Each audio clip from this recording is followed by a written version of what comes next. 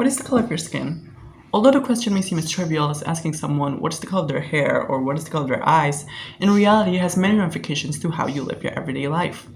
It defines who you are as a person. It defines how people treat you. It may even defines whether you attain certain privileges or not. And although it is unfair, there is one skin color that holds the majority of power in the world. But how did that happen? How did this one skin color hold the majority of power in the world, and what helped it spread? Well, I believe the answer to that is globalization. Assalamualaikum warahmatullahi wabarakatuh, ladies and gentlemen. My name is Sterra Lopez. I'm from 10th grade SMA 3 Bandar Lampung, and on this joyous occasion, I would like to give you a speech entitled The Effects Globalization Had on Racism. Without further ado, let's begin. Historians say that globalization started in 1492 when Christopher Columbus journeyed from Europe to find a new world, or as we now call it, the continent of America. When globalization happened, it made the world more connected than it ever was before. Trades expanded, countries' relations with one another became more prevalent, and news travels faster and further than ever before. Not only that, it also brought many new discoveries of other civilizations, the people inhabited, and the many natural resources that existed in those lands. Although globalization brought many positive for the advancements of our modern world, it will also bring generations of negative for many ethnic people. European monarchs at the time, wanting to expand their country's power, saw these new civilizations as the way to do so. Creating a believable ideology only to themselves, they say that they, as the superior race, must intervene and act as saviors for these primitives or savages civilizations that were nothing compared to the Western society. Bringing them to the modern age, the Europeans have luxuriously lived for centuries. And to do that, they must only do it by taking control over them.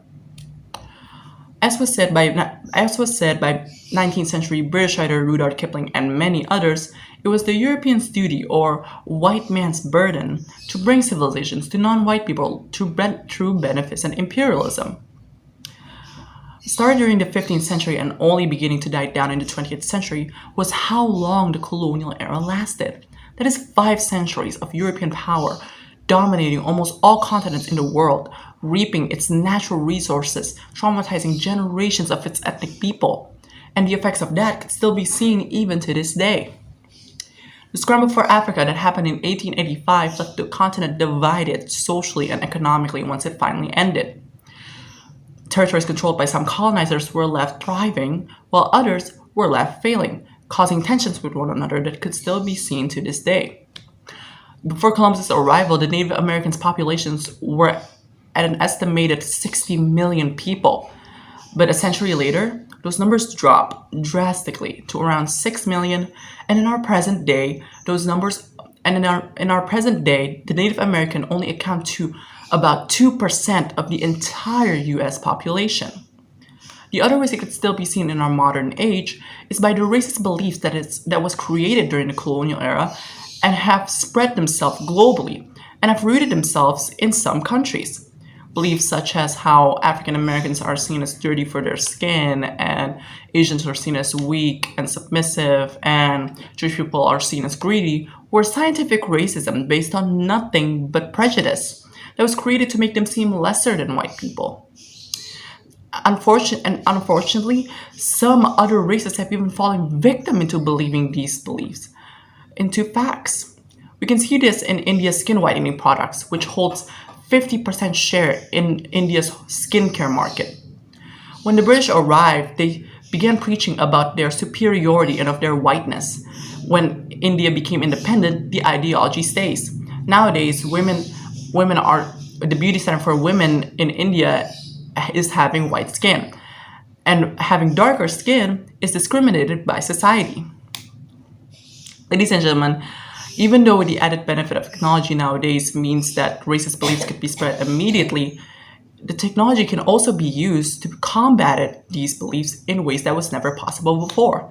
Minorities have used platforms such as TikTok, YouTube, and Twitter to begin spreading and educating others on the topics of racism, thereby shifting the political climate and shaping the younger generation to be more aware.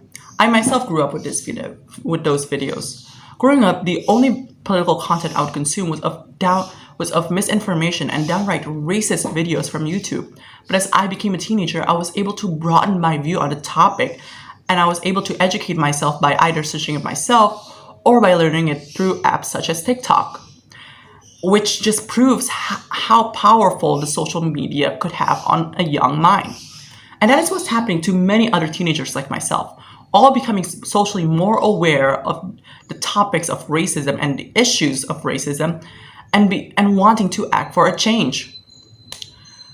Ladies and gentlemen, globalization have caused many damages to our past. There's no denying it. However, it's up to us now on how we use it. How, you may ask, we can use it? By better educating ourselves on the topics of racism. Teaching our kids from a younger age on the topics of racism, and spreading it and sharing it through social media. And if we do that, then maybe the next generation of ethnic people could live in a world that doesn't differentiate people over somebody else's over their color. I will now lastly leave you with this quote by Maya Angelou.